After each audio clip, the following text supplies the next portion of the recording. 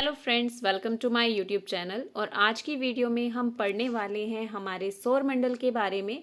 अपनी पिछली वीडियो में हमने ब्रह्मांड की उत्पत्ति के बारे में पढ़ा और किस तरह से गैलेक्सीज का निर्माण हुआ वो हमने डिस्कस किया।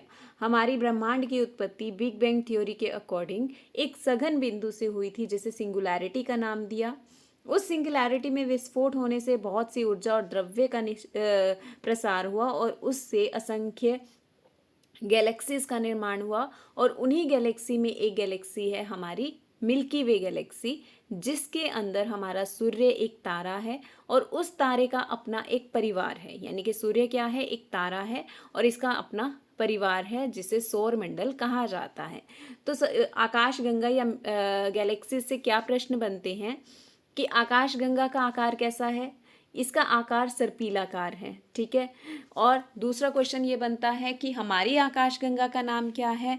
तो हमारी आकाशगंगा का नाम मिल्की वे, मंदाकिनी, क्षीर मार्ग या दुग्ध मेखला, यानी कि किसी भी नाम से वो पूछ सकते हैं। पहला पॉइंट, हमारी आकाशगंगा सर्पिलाकार है, इसका नाम मिल्की वे, मंदाकिनी, क्षीर मार्ग या दुग्ध मेखला है।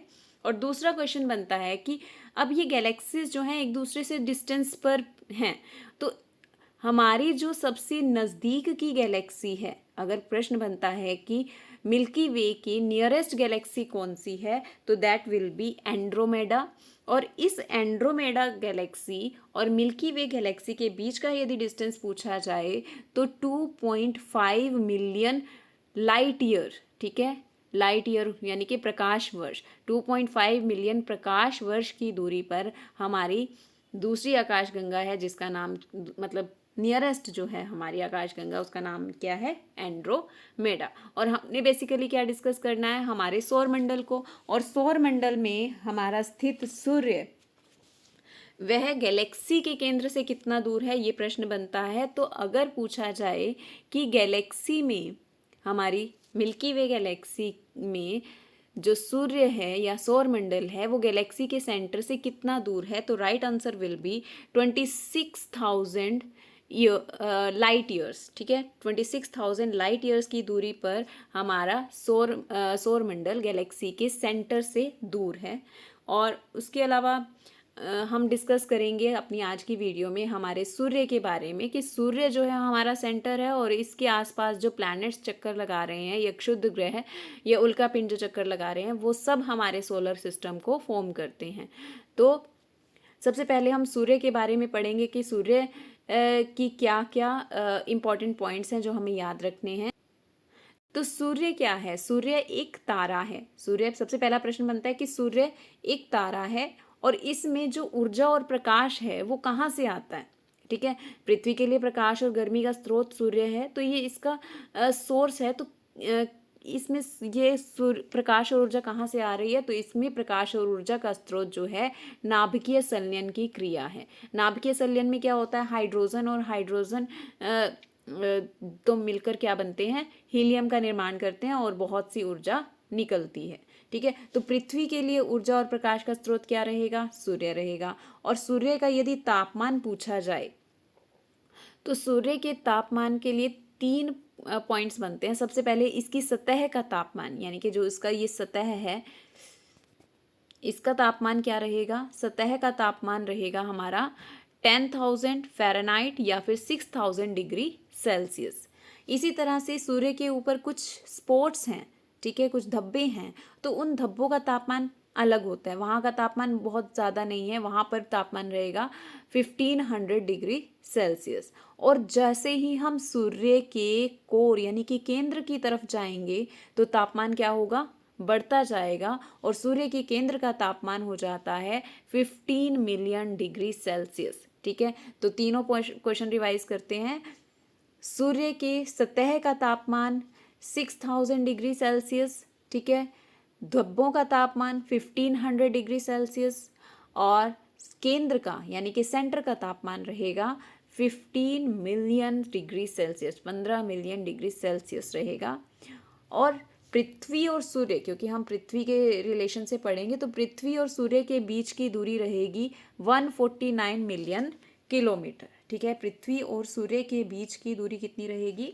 149 मिलियन किलोमीटर। पर ये दूरी जो है एक जैसी नहीं रहती है। अब हमारी अर्थ जो है वो सन की चारों ओर चक्कर लगा रही है, पर सर्कुलर पाथ में नहीं लगा रही कि सब कुछ सेंटर इसका डिस्टेंस सेम रहे। कहीं ये डिस्टेंस ज़्यादा हो जाता है और कहीं ये डिस्टेंस कम हो जाता है। तो जहाँ पर डिस्टेंस ज़्यादा होता है उसे अपसोर कहा जाता है, और जहाँ डिस्टेंस कम होता है उसे उपसोर कहा जाता है। अप से याद कर लो भाई, अप मतलब ज़्यादा, तो डिस्टेंस क्या होगा, ज़्यादा होगा। अब ये डिस्टेंस कितना रहेगा, अप जो अपसोर है, यानी कि जब डिस्टेंस ज़्यादा हो रहा है, इस पोजीशन पर है सन से अर्थ, तो इसे अपसोर कहा जाता है, और ये डिस्टेंस रहेगा 152 मिलियन किलोमीटर। ठीक है, 152 मिलियन किलोमीटर रहेगा अपसोर की कंडीशन में, और इसे इंग्लिश में क्या बोलते हैं, एफिलियन। एफिलियन स्टेट में हमारी क्या डिस्टेंस रहेगी, 152 मिलियन किलोमीटर। और जब उपसोर उपसोर जब होता है तो डिस्टेंस क्या होता है, कम होता है, ये डिस्टेंस रहता है, थोड़ा हो जाता है डिस्टेंस। उपसोर को पेरिहिलियन बोला जाता है, और ये डिस्टेंस रहता है 147 मिलियन किलोमीटर। ठीक है, एक बार फिर से रिवाइज करते हैं। अपसोर यानी कि अप मतलब ज़्यादा, अप मतलब ज़्यादा, जब डिस्टेंस ज़्यादा होता है तो उसे अपसोर कहते हैं, और ये डिस्टेंस रहेगा 152 मिलियन किलोमीटर, इसे एफिलियन बोलते हैं इंग्लिश में। और उपसोर, उप मतलब पेरिहिलियन, पेरिहिलियन में डिस्टेंस रहेगा 147 मिलियन किलोमीटर। और जब पूछा जाएगा कि कितनी दूरी पर है, एवरेज पूछी जाएगी, तो 149 मिलियन किलोमीटर की दूरी पर पृथ्वी और सूर्य स्थित हैं। यानी कि पृथ्वी से सूर्य या सूर्य से पृथ्वी की दूरी 149 मिलियन किलोमीटर रहेगी। पर अपसोर की पूछी जाए तो 152 मिलियन किलोमीटर, और उपसोर की पूछी जाए तो 147 मिलियन किलोमीटर। ठीक है, उसके बाद अगला पॉइंट है, अब सूर्य जो है प्रकाश का स्रोत है धरती के लिए। अब यह प्रकाश धरती पर पहुंचने में कितना समय लगता है, क्योंकि अब डिस्टेंस हमें पता चल गया 149 मिलियन किलोमीटर, तो सूर्य का प्रकाश एक ट्रैवल करेगा, इतना लंबा सफ़र करने के लिए उसे टाइम लगेगा। तो यहाँ पर टाइम रहेगा 8 मिनट्स 20 सेकेंड्स में यह प्रकाश धरती पर पहुँचता है। और प्रकाश की गति पता है कितनी होती है, प्रकाश की गति होती है 2,99,729 किलोमीटर, यानी कि लगभग 3 लाख किलोमीटर पर सेकंड। और ये पर सेकंड है, एक सेकंड में इतना डिस्टेंस कवर करती है। तो यानी कि इसी से अंदाज़ा होता है कि सूर्य धरती से बहुत दूर है, कि यहाँ प्रकाश पहुँचने में 8 मिनट 20 सेकंड का समय लगता है। तो प्रकाश की गति अगर एग्जैक्ट पूछी जाए तो 2,99,729 किलोमीटर्स, और अगर एवरेज पूछी जाए तो लगभग पूछी जाए तो that will be 3 lakh kilometre पर सेकंड। पर मिनट नहीं होगा, कई बार एग्जामिनर कंफ्यूज करने के लिए पर मिनट या पर आवर का ऑप्शन दे देगा, तो आपको याद रखना है कि यह जो स्पीड है दैट इज पर सेकंड। और सूर्य का प्रकाश यदि भारत में, क्योंकि हम अपने देश की बात करेंगे, तो भारत में यदि पूछा जाए कि सूर्य की पहली किरण कहाँ पर पहुंचती है, तो सूर्य की पहली किरण अरुणाचल प्रदेश के डोंग गांव में पहुंचती है। ठीक है, सूर्य की पहली किरण अरुणाचल प्रदेश के डोंग गांव में पहुंचती है। और सूर्य की जो चमक होती है ना, जो सूर्य के चारों ओर चमक होती है, ये बहुत ज़्यादा विजिबल कब होती है, जब सूर्य ग्रहण लगता है। ठीक है, तभी कहा जाता है कि सूर्य ग्रहण के समय सूर्य को नंगी आंखों से नहीं देखना चाहिए। क्यों, क्योंकि जब सूर्य ग्रहण लगता है और जब पूर्ण सूर्य ग्रहण लगता है तो सन के चारों ओर कुछ रेज निकलती हुई दिखाई देती हैं, और इन रेज को हम कोरोना बोलते हैं। ठीक है, एक इमेज के थ्रू बताते हैं, बट उससे पहले एक और पॉइंट, कि जब सूर्य ग्रहण के टाइम एक किनारे से हल्का सा प्रकाश निकलता हुआ दिखाई देता है और एक रिंग की शेप बनती है, एक रिंग जैसी शेप बनती है, उसको डायमंड रिंग भी कहा जाता है। ठीक है, सूर्य के एक किनारे से निकलते हुए प्रकाश से एक अंगूठी जैसी, एक रिंग जैसी इमेज बनती है। ठीक है, तो इसे इमेज के थ्रू समझते हैं। अब इस इमेज में आपको दिख रहा है कि सन के पूर्ण सूर्य ग्रहण यानी कि सोलर एक्लिप्स है। ठीक है, इस सोलर एक्लिप्स के टाइम पर सन ने अर्थ की शेडो जो है वो पूरी तरह से क्या हो रहा है, मतलब सन जो है पूरी तरह से कवर्ड है, और साइड से क्या निकल रहा है, प्रकाश निकल रहा है। इस इमेज को यानी कि इस टाइम को हम सोलर कोरोना कहते हैं। और यहाँ पर देखिए हल्की सी सन दिखने लग गया है और इसे हम क्या कहेंगे, diamond ring during solar eclipse. Next point is कि हमने सन को डिस्कस कर लिया। अब सन के अलावा यहाँ पर हमने क्या डिस्कस करना है, आज की वीडियो में हम पहले इनर प्लैनेट्स को डिस्कस करेंगे। अब इनर प्लैनेट्स और आउटर प्लैनेट्स क्या हैं, आंतरिक ग्रह और बाह्य ग्रह क्या हैं, कि हमारे सन के चारों ओर 8 ग्रह जो हैं वो चक्कर लगा रहे हैं। इन 8 ग्रहों में इन 8 ग्रहों में इन्हें 4-4 में डिवाइड कर दें तो 4 ग्रहों के बाद क्या होता है, एक क्षुद्र ग्रह की पट्टी आती है। ठीक है, इन क्षुद्र ग्रहों की पट्टी या उल्का पिंडों की पट्टी की वजह से हमने ग्रहों को 2 कैटेगरीज में डिवाइड कर दिया, आंतरिक ग्रह और बाह्य ग्रह। आंतरिक ग्रह में हमारे कौन से प्लैनेट्स आते हैं, फर्स्ट वन इज मरकरी जिसे बुध ग्रह बोला जाता है, सेकेंड वन इज वीनस जिसे शुक्र ग्रह बोलते हैं, देन अर्थ, पृथ्वी, मार्स, मंगल। तो ये जो 4 ग्रह हैं इन्हें आंतरिक ग्रह कहा जाता है। और जो आंतरिक ग्रह होते हैं उनमें क्वालिटी क्या है, ये चारों ग्रह जो है ठोस अवस्था में हैं। और जो बाह्य बाकी के 4 बचे, Jupiter, Saturn, Uranus and Neptune, ये बाह्य ग्रह कहे जाते हैं और ये साइज में भी बड़े होते हैं। और इन ग्रहों की क्या क्वालिटी है, ये गैसीय अवस्था में है। ठीक है, हमारे जो आंतरिक ग्रह हैं यानी कि हमारे जो फर्स्ट 4 प्लैनेट्स हैं, mercury, Venus, earth and Mars, ये ठोस अवस्था में है। और Jupiter, Saturn, Uranus and Neptune ये गैसीय अवस्था में है और इनके साइज भी बड़े हैं। ठीक है, तो उसके बाद अब हम इन ग्रहों को 1 बाय 1 डिस्कस करेंगे। Our first planet will be mercury.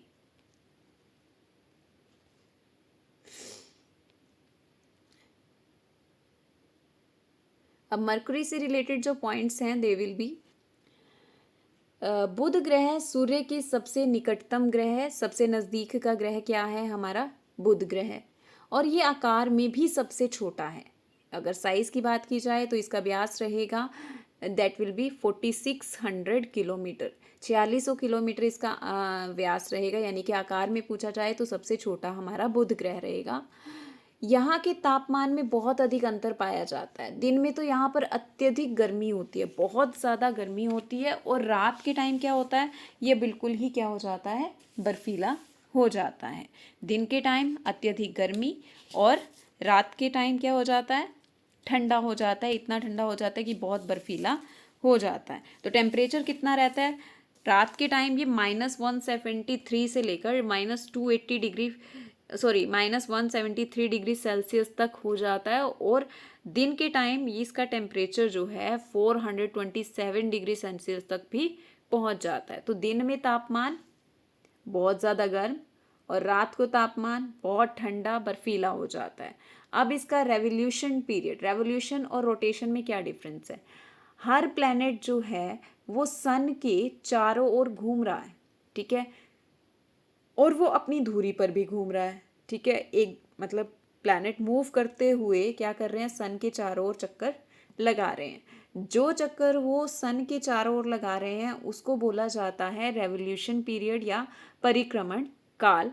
और रोटेशन पीरियड क्या होता है, जब वो अपनी एक्सिस पर खड़ा हुआ घूम रहा है उसे बोला जाता है हमारा रोटेशन पीरियड या घूर्णन काल। ठीक है, तो हर प्लैनेट का रोटेशन और रेवोल्यूशन या परिक्रमण काल और घूर्णन काल अलग अलग होता है। अब यहाँ पर बुध ग्रह है तो बुध ग्रह का रेवोल्यूशन पीरियड रहेगा यानी कि परिक्रमण काल, सूर्य के चारों ओर घूमने का टाइम पीरियड रहेगा 88 डेज। और रोटेशन पीरियड क्या रहेगा, 59 डेज। ठीक है, यानी कि घूर्णन काल रहेगा 59 डेज और परिक्रमण काल रहेगा 88 डेज। वो तो ऑब्वियस है क्योंकि सन के सबसे नज़दीक का ग्रह है तो इसका जो रेवोल्यूशन एरिया रहेगा वो सबसे कम रहेगा, इसीलिए इसका जो परिक्रमण काल है वो सबसे कम रहेगा। ठीक है, और एक और पॉइंट, बुध ग्रह का अपना कोई वायुमंडल नहीं है, बुध ग्रह का अपना कोई वायुमंडल नहीं है। और दूसरा पॉइंट, बुध ग्रह का कोई उपग्रह नहीं है। ठीक है, बुध ग्रह और शुक्र ग्रह ये 2 ग्रह ऐसे हैं जिसका अपना कोई उपग्रह या अपना कोई चांद नहीं है। ठीक है, इसके बाद आता है हमारा next planet that will be शुक्र ग्रह। शुक्र ग्रह सौर मंडल का सबसे गर्म ग्रह कहा जाता है, सबसे गर्म ग्रह कहा जाता है और इसे चमकीला ग्रह भी कहा जाता है। 2 पॉइंट, सबसे गर्म ग्रह कौन सा रहेगा? शुक्र ग्रह। बुध ग्रह सबसे नज़दीक का ग्रह रहेगा और सबसे गर्म ग्रह रहेगा हमारा शुक्र ग्रह यानी कि वीनस ग्रह। पृथ्वी से सबसे नज़दीक का ग्रह रहेगा शुक्र ग्रह, ठीक है, यानी कि डिफरेंस याद रखना है। यदि सन के सबसे नज़दीक पूछा जाए तो बुध ग्रह, और पृथ्वी से सबसे नज़दीक का पूछा जाए तो शुक्र ग्रह, ठीक है। इस ग्रह का यानी कि शुक्र ग्रह का आकार और द्रव्यमान दोनों लगभग पृथ्वी के समान हैं, इसीलिए इसे पृथ्वी की भगिनी या पृथ्वी की बहन कहा जाता है, यानी कि ट्विन्स ऑफ आर्थ्स ट्विन, ठीक है, आर्थ्स ट्विन इसे कहा जाता है। अब इसका डिफरेंस क्या है? सभी प्लैनेट्स जो क्या कर रहे हैं वो पश्चिम से पूर्व यानी कि वेस्ट टू ईस्ट डायरेक्शन में घूमते हुए सन का चक्कर लगा रहे हैं, ठीक है। ये सन है और ये प्लैनेट सभी इस ऑर्बिट में घूम रहे हैं, ठीक है, अपनी अपनी ऑर्बिट में घूम रहे हैं, और घूमने की दिशा कौन सी है? वेस्ट टू ईस्ट, यानी कि ये प्लैनेट इधर है तो ये घूमता हुआ इधर से इधर आएगा, यानी कि वेस्ट से ईस्ट की तरफ आएगा। सभी प्लैनेट्स में ऐसा होता है, बट यहाँ पर याद क्या रखना है कि एक प्लैनेट है हमारा वीनस और दूसरा प्लैनेट है हमारा अरुण, ठीक है। शुक्र ग्रह और अरुण ग्रह इन दोनों की क्या आदत है? ये उल्टे चलते हैं, ये पूर्व से पश्चिम की तरफ ट्रैवल करते हैं, यानी कि इनका परिक्रमण डायरेक्शन क्या है? सन के चारों ओर ये ईस्ट से लेकर वेस्ट की तरफ घूम रहे हैं, ठीक है, पूर्व से पश्चिम की तरफ घूम रहे हैं, ठीक है। अब इसे मैंने कहा कि ये सबसे गर्म ग्रह है। इसके सबसे गर्म ग्रह होने का रीज़न क्या है कि इस पर कार्बन डाइऑक्साइड की मात्रा बहुत अधिक है, लगभग 95% से भी अधिक यहाँ पर कार्बन डाइऑक्साइड गैस है। और कार्बन डाइऑक्साइड क्या करती है? सूर्य की ऊष्मा को अवशोषित कर लेती है, और यहाँ पर इतनी अधिक गर्मी होती है कि जिसे प्रेशर कुकर जैसी दशा बन जाती है। यानी कि अगर पूछा जाए कि प्रेशर कुकर जैसी दशा वाला ग्रह कौन सा है, तो शुक्र ग्रह है। और इसी तरह जिस तरह से बुध ग्रह का कोई उपग्रह नहीं था, उसी तरह से शुक्र ग्रह का भी कोई उपग्रह या कोई नेचुरल सैटेलाइट नहीं है। शुक्र ग्रह की यदि परिक्रमण काल यानी कि रेवोल्यूशन पीरियड पूछा जाए तो 255 डेज रहेगा, और घूर्णन काल रहेगा 243, ठीक है। ये 243 डेज जो रहेगा ये रहेगा आपका रोटेशन पीरियड। यहाँ पर गलती से रेवोल्यूशन लिखा गया है, रोटेशन पीरियड रहेगा हमारा 243 डेज शुक्र ग्रह का, और रेवोल्यूशन पीरियड रहेगा 255 डेज का, ठीक है। तो एक बार रिवाइज करते हैं, शुक्र ग्रह के क्या पॉइंट पढ़े हमने? सबसे गर्म ग्रह है, सबसे चमकीला ग्रह है, पृथ्वी के सबसे नज़दीक का ग्रह है, कार्बन डाइऑक्साइड की मात्रा 95% से अधिक, इसकी ये बाकी ग्रहों से उल्टा चलता है। अरुण भी इसी की तरह उल्टा चलता है, यानी कि पूर्व से पश्चिम दिशा की ओर चक्कर लगाता है। इसका आकार और द्रव्यमान पृथ्वी के समान है और इसे पृथ्वी की भगिनी कहा जाता है। अब हमारा नेक्स्ट प्लैनेट जो कि है हमारा अर्थ, यहाँ पर हम कुछ ज़्यादा डिस्कस नहीं करेंगे क्योंकि इस प्लैनेट को हमने डिटेल से डिस्कस करना है, क्योंकि ये हमारी अर्थ है और यही हमारा पूरा भूगोल रहेगा। पृथ्वी या अर्थ यह सौर मंडल का नीला ग्रह है, इस ग्रह पर जीवन संभव है। यही मतलब इन 8 प्लैनेट्स में से अर्थ एक ऐसा प्लैनेट है जहाँ पर जीवन संभव है, और इसका एक प्राकृतिक उपग्रह है। पहले 2 प्लैनेट्स का कोई उपग्रह नहीं था, बुध का और शुक्र का कोई उपग्रह नहीं था, पर हाँ पृथ्वी का एक उपग्रह है जिसका नाम चांद है, और पृथ्वी की घूर्णन गति यानी कि रोटेशन पीरियड है 24 आवर्स, और परिक्रमण गति यानी कि रेवोल्यूशन पीरियड रहेगा 360.6 डेज, ठीक है।